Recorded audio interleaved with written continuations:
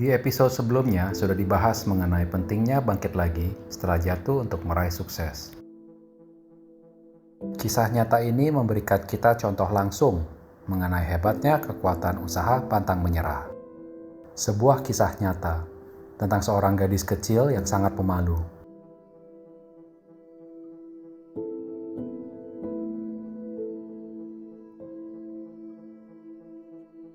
Gadis muda pendiam dan pemalu, juga tidak pandai berteman. Hobi satu-satunya gadis kecil itu adalah menulis. Dibanding bermain dengan teman-teman sekelasnya, gadis kecil ini memilih untuk berada di dunia fantasi dan imajinasinya sendiri, yang tercurahkan dengan tulisannya. Dia sangat dekat dengan ibu dan neneknya. Ibunya senantiasa memuji hasil karya tulisannya. Pada umur 6 tahun, dia sudah menulis cerita pendek tentang kelinci. Pada umur 11, dia sudah menulis novel pertamanya.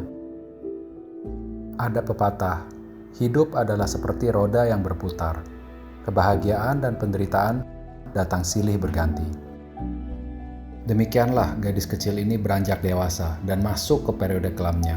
Pada umur 15 tahun, neneknya yang sangat dicintainya meninggal. Ini merupakan pukulan yang berat untuknya.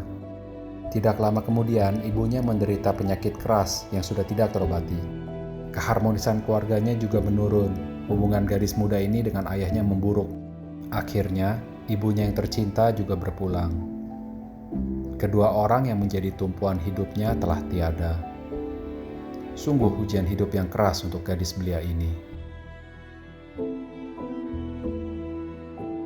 Setelah lulus kuliah, gadis ini melihat iklan lowongan kerja sebagai guru bahasa Inggris di Portugal. Di matanya, ini adalah kesempatan yang baik untuk memulai hidup baru dan bangkit dari kesedihannya selama ini. Demikianlah gadis muda ini mengajar di Portugal. Suatu hari, dia bertemu dengan seorang jurnalis televisi di kedai dekat rumahnya.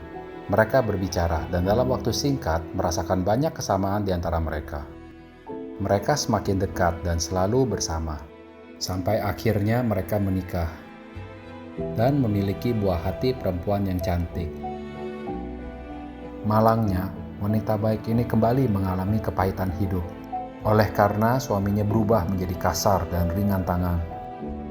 Tidak lama kemudian, wanita ini diusir dari rumah beserta dengan bayi putrinya. Sang wanita balik ke kampung halamannya, bersama dengan bayi putrinya, tanpa pekerjaan dan tanpa penghasilan. Untuk sementara waktu, mereka harus bertahan hidup dari bantuan pemerintah yang terbatas. Dan di waktu yang bersamaan, wanita malang itu harus mengurus buah hatinya sendirian. Wanita malang ini sangat terpuruk dan miskin. Bahkan beberapa teman baiknya membantu membayarkan sewa tempat tinggal. Kadang dia tidak makan agar dapat memberikan sedikit makanan untuk putrinya. Wanita malang ini sedih, sangat depresi. Dia merasa bahwa dialah yang paling malang di dunia. Dia merasa dia adalah contoh utama dari kegagalan mutlak, sampai ada saatnya mempertimbangkan untuk mengakhiri hidupnya. Waktu berjalan, putrinya mulai besar, dan mulai memberikan dorongan positif terhadap ibunya, dan menjadikan inspirasi untuk sang wanita untuk perlahan bangkit lagi. Dia memutuskan untuk melakukan satu-satunya hal yang dia cintai, untuk menulis. Di saat senggang, saat putrinya tertidur, dia akan fokus menulis di kafe dekat rumahnya dengan secangkir kopi. Dia hanya mampu membeli secangkir kopi setiap kali menulis di kafe tersebut. Dengan semangat dan inspirasi baru, akhirnya selesai 3 jilid pertama cerita novelnya. Dan segera dia datangi salah satu penerbit ternama. Namun ditolak. Dia tidak menyerah, langsung mencoba ke penerbit kedua, ketiga, sampai ke-12. Semua berakhir dengan penolakan. Sungguh kenyataan pahit yang menjatuhkan motivasi. Kepercayaan dirinya mulai menurun, depresi melanda. Sampai suatu saat, Dewi Fortuna mulai menyapa. Salah satu editor dari penerbit ternama membaca novel hasil karyanya. Kebetulan putrinya yang berumur 8 tahun sedang berada bersamanya saat itu. Putri itu sangat menyukai jalan cerita novelnya. dan ingin sekali membaca kelanjutannya. Maka editor itu memanggil wanita itu dan memutuskan untuk menerbitkannya. Editor itu memberi nasihat kepada sang wanita untuk tetap mencari pekerjaan permanen. Karena dari pengalamannya di dunia penerbitan, penulis novel fantasi anak-anak tidak mendapatkan banyak penghasilan. Jadi, lebih baik menulis sebagai pekerjaan tambahan saja. Tidak lama kemudian, di bulan Juni 1997, novel pertamanya diedarkan 1000 cetakan dan menuai hasil penjualan yang sangat positif. 5 bulan kemudian, novel ini memenangkan penghargaan Nestle Smarties Book Prize.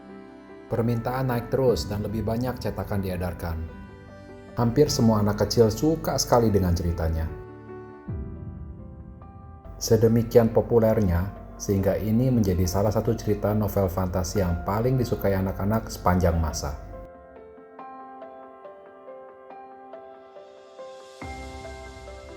Karena popularitasnya yang luar biasa, cerita ini diadaptasikan oleh Hollywood.